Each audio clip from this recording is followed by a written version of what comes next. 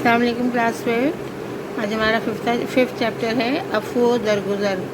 عفو معنی ہوتا ہے معاف کرنا، اور درگزر کسی بات کو نظر انداز کر دینا، چھوڑ دینا، معاف کر دینا۔ ٹھیک ہے، عفو و درگزر کے لفظی معنی ہیں ہٹا دینا، چھوڑ دینا، معاف کر دینا، رہنے دینا اور نظر انداز کر دینا وغیرہ۔ صحیح ہے، یعنی آپ کو کوئی بات اگر بری لگ رہی ہے تو آپ اس سے اگر نظر پھیر لیں، کسی نے آپ کو ستایا ہے تو آپ معاف کر دیں، تکلیف دہ چیز کو راستے سے ہٹا دیں۔ تو یہ سب چیزیں کیا ہیں؟ یہ عفو و درگزر کے اس میں آتی ہیں۔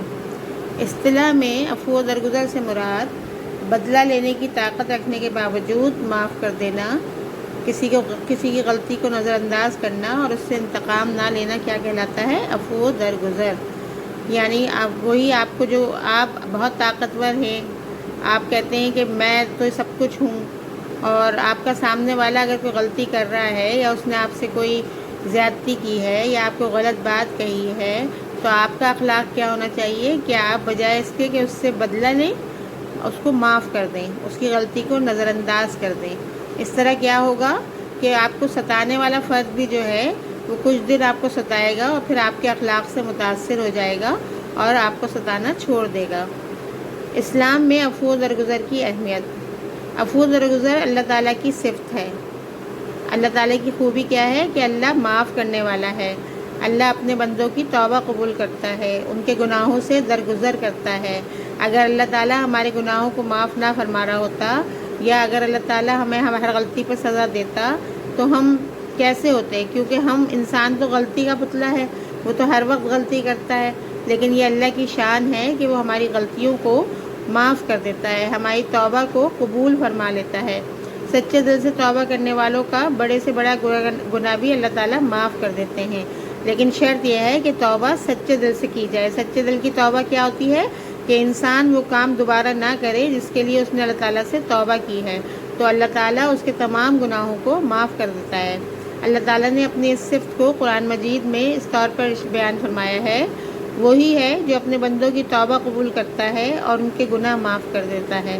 بے شک وہی اللہ تعالیٰ ہے جو اپنے بندوں کا ہر چھوٹا بڑا گناہ جو ہے وہ معاف کر دیتا ہے، اس کی پردہ پوشی فرماتا ہے، اس کی توبہ قبول فرماتا ہے۔ تو معاف کر دینا کس کی صفت ہے؟ اللہ تعالیٰ کی صفت ہے۔ عفو و درگزر ایک بہت بڑی اخلاقی صفت ہے، اخلاقی خوبی ہے۔ حضرت محمد صلی اللہ علیہ وسلم سب سے زیادہ عفو و درگزر کرنے والے تھے، لیکن پھر بھی اللہ تعالیٰ نے آپ صلی اللہ علیہ وسلم کو عفو و درگزر اختیار کرنے کا حکم فرمایا۔ اس حکم سے عام بندے کے لیے عفو و درگزر کی اہمیت کا پتہ چلتا ہے۔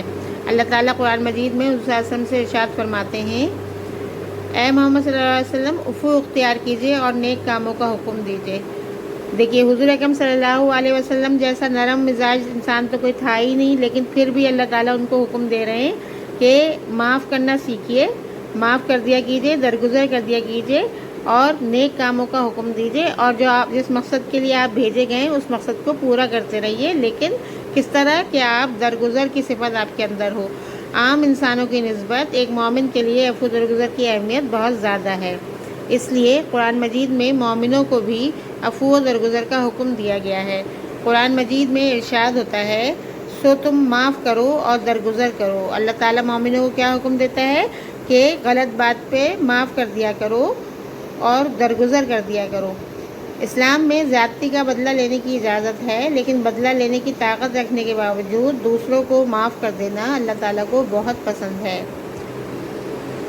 جب آپ کے ساتھ بہت زیادتی ہو رہی ہو تو آپ بدلہ لے سکتے ہیں، لیکن بہتر یہ ہے کہ آپ بدلہ نہ لیں، کیونکہ یہ بات اللہ کو زیادہ پسند ہے کہ آپ بدلہ نہ لیں بلکہ درگزر کریں، معاف کر دیں۔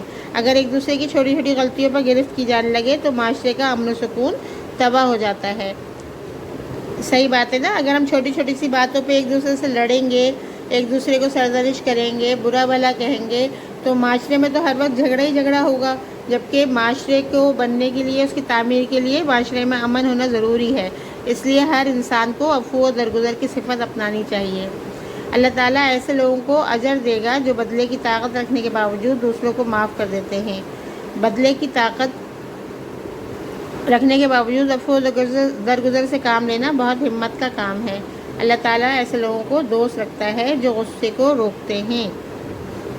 عفو و درگزر سے کام لیتے ہیں اور دوسروں کی غلطیوں کو معاف کرتے ہیں۔ مومنوں کی یہ خاص صفت ہے کہ وہ لوگوں کی غلطیاں معاف کر دیتے ہیں۔ اللہ تعالیٰ کیسے لوگوں کو پسند کرتا ہے؟ اللہ تعالیٰ معاف کر دینے والوں کو پسند کرتا ہے۔ اللہ تعالیٰ لڑائی جھگڑا کرنے والوں کو، فتنہ پھیلانے والوں کو پسند نہیں کرتا۔ اس لیے انسان کو چاہیے کہ وہ ہر ممکن کوشش کرے کہ ہر حال میں درگزر کرے۔ حضرت محمد صلی اللہ علیہ وسلم کی حیات طیبہ سے عفو و درگزر کی مثالیں۔ حیات طیبہ ان کی پاک زندگی سے آپ صلی اللہ علیہ وسلم عفو و درگزر کا مکمل نمونہ ہیں۔ آپ صلی اللہ علیہ وسلم کو دوسروں کی بڑی سے بڑی غلطی بھی معاف کر دیتے تھے۔ حضرت محمد صلی اللہ علیہ وسلم کی حیات طیبہ عفو و درگزر کے واقعات سے بھری پڑی ہے۔ ایک دفعہ حضرت محمد صلی اللہ علیہ وسلم ایک درخت کے نیچے آرام فرما رہے تھے اور آپ صلی اللہ علیہ وسلم کی تلوار درخت پر لٹک رہی تھی۔ ایک کافر نے آپ صلی اللہ علیہ وسلم کو سوتے دیکھا تو درخت سے آپ کی تلوار اتار لی اور آپ کو جگا کر پوچھنے لگا، اے محمد صلی اللہ علیہ وسلم، اب تمہیں مجھ سے کون بچائے گا؟ آپ صلی اللہ علیہ وسلم نے بڑے سکون سے جواب دیا، میرا اللہ۔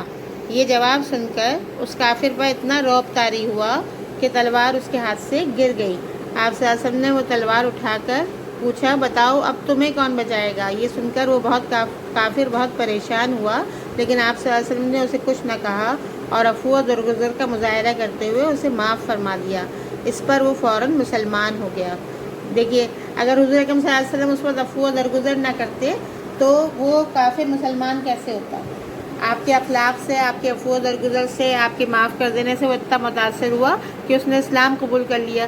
یہ فائدہ ہوتا ہے عفو و درگزر کا۔ اس طرح اگر ہم عام زندگی میں بھی لوگوں کو معاف کر دیا کریں تو لوگ خود بخود آپ کی طرف متوجہ ہوں گے اور آپ سے محبت کرنے لگیں گے۔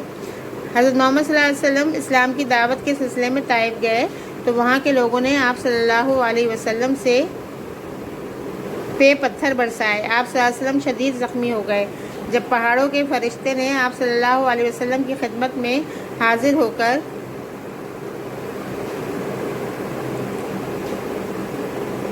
انہیں تباہ کرنے کی اجازت چاہی تو آپ صلی اللہ علیہ وسلم نے نہ صرف ان کو معاف فرما دیا بلکہ ان کے لیے ہدایت کی دعا فرمائی۔